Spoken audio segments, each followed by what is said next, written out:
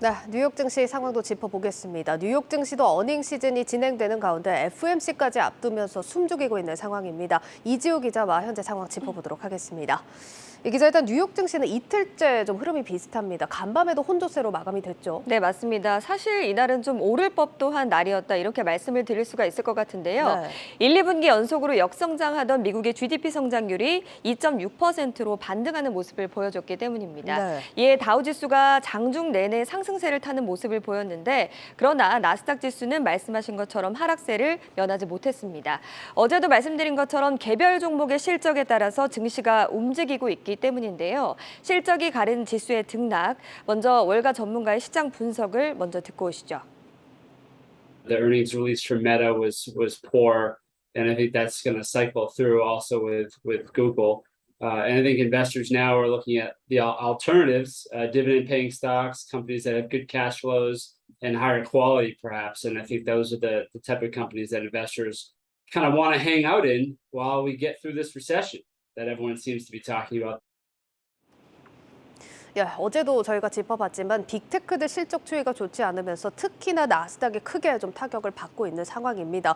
특히 뭐 메타 같은 경우는 정말 이렇게 빠진 적이 있나 싶을 만큼 많이 빠지더라고요. 네, 맞습니다. 메타 주가 그래프를 좀 보도록 하겠습니다. 예. 메타 주가가 현재는 97.94달러인데요. 예. 이게 100달러 아래로 내려온 것이 2016년 2월 이후 처음이라고 좀 합니다. 예. 전날 실적 쇼크의 영향이었는데요. 올해 3분기 순이익이 보시는 것처럼 지난해의 반토막 수준이었다. 예. 이렇게 보실 수가 있겠죠. 장 마감 직후에 나온 아마존의 실적 역시도 실망스러운 수준이었습니다. 특히 성장 동력으로 꼽히는 AWS, 웹서비스의 매출 성장률이 2014년 이후 최저치를 기록한 데다 아마존은 앞으로 4분기 실적도 더 악화될 것으로 예상했습니다. 메타에 이어서 아마존도 정규장은 물론 시간을 거래해서 한때 20% 가까이 떨어졌다가 낙폭을 줄였습니다. 반면 GDP 지표의 영향도 있었지만 다우지수는 그 안에 편입된 종목들의 실적도 나쁘지 않았고요. 예, 일단은 뭐 아마존도 지금 시간에 거래해서 13% 정도 빠지는 만큼 내일 개장 상황 어떻게 흘러갈지 또 지켜보셔야겠습니다. 지금 뭐 말씀을 해주셨다시피 나스닥과 다우 좀 흐름이 엇갈리고 있는데 다우에 포함된 기업들 실적이 잘 나온 기업들 어디가 있었습니까? 네, 일단 세계적인 프랜차이즈 업체죠. 맥도날드가 어닝 서프라이즈를 기록했는데요. 예. 글로벌 글로벌 분기별 비교 매출 지표인 동일 매장 매출이 9.5%나 올랐는데요. 확실한 경쟁력을 입증하면서 보시는 것처럼 주가가 3.31% 정도 급등하는 모습을 보였습니다. 예. 이러면서 다우지수를 좀 더 받치는 모습이었는데요. 애플이나 인텔 역시도 다우지수에도 포함이 된 기업들입니다. 장 마감 이후에 실적을 발표했는데 모두 시장 예상치를 웃도는 모습이었습니다. 애플은 강달러가 아니었다면 두 자릿수 성장을 기록했을 것이다. 이렇게 자신감을 좀 표했고요. 예. 인텔 역시도 향후 3년간 100억 달러 규모의 비용 절감을 이룰 것이다. 이렇게 밝혀서 시간을 거래해서 좋은 흐름을 보여줬습니다.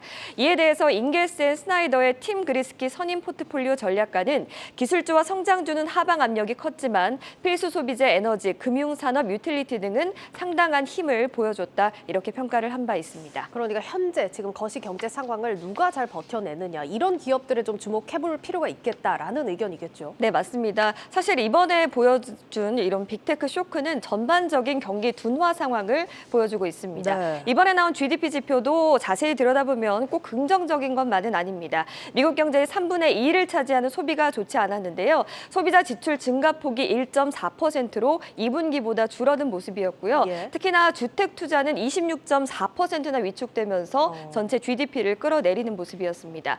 GDP는 또 흔히들 경기 후행 지표라고도 말합니다. 연준의 금리 인상이 시차를 두고 시장에 영향을 미친다면 앞으로의 전망은 좋지 않을 텐데요. 블리클리 파이낸셜 그룹의 피터 부크바 최고 투자 책임자는 실질적으로 미국 경제는 증가 없이 평평한 수준을 이어가고 있다면서 4분기에는 마이너스 수치를 예상하고 있다. 이렇게 전망을 했습니다. 예, 그렇다면 당연하게도 이제는 연준의 행보에 초점이 더 맞춰질 수밖에 없을 겁니다. 저희가 뭐 계속해서 월가 진단 좀 들어보고 있지만 연준 정책에 좀 변화가 있을 거다라는 시각들이 좀 많아지고 있잖아요. 어떻습니까? 네, 맞습니다. 연준이 긴축에 있어서 속도 조절에 나설 것이다. 이런 시각들이 우세한 상황인데요. 네. 당장 11월 FOMC에서는 75bp 인상의 자이언트 스텝을 밟을 것이라는 의견이 우세하지만 그 이후에는 인상폭을 줄일 수 있다는 겁니다.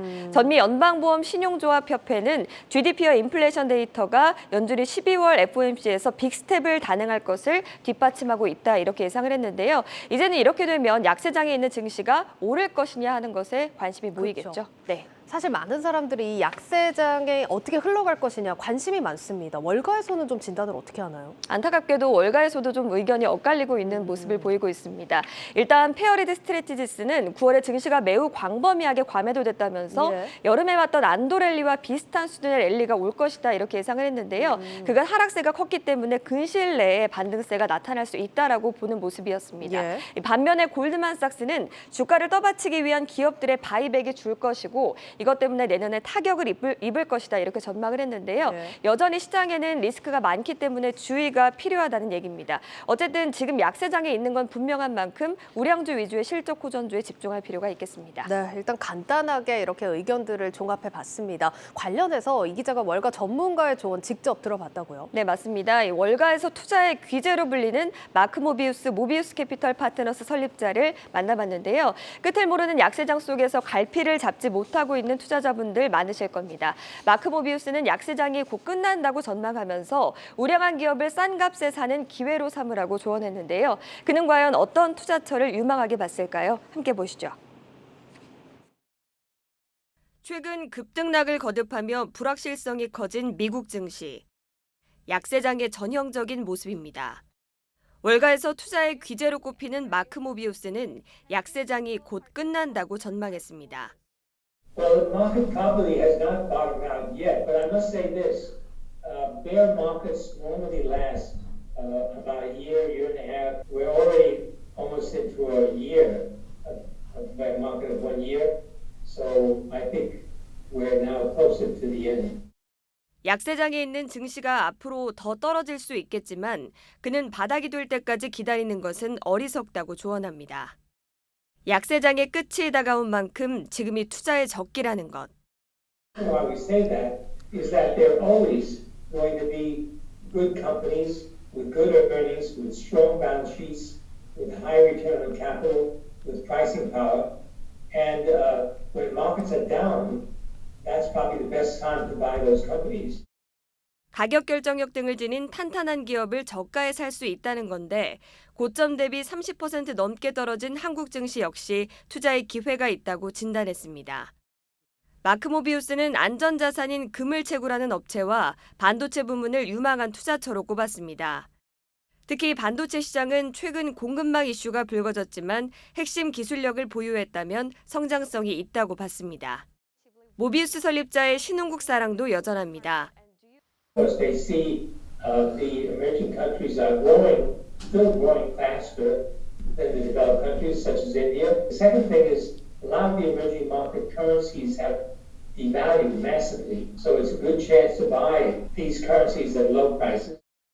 신흥국 가운데서도 높은 인구수를 바탕으로 강한 성장세를 보이는 인도.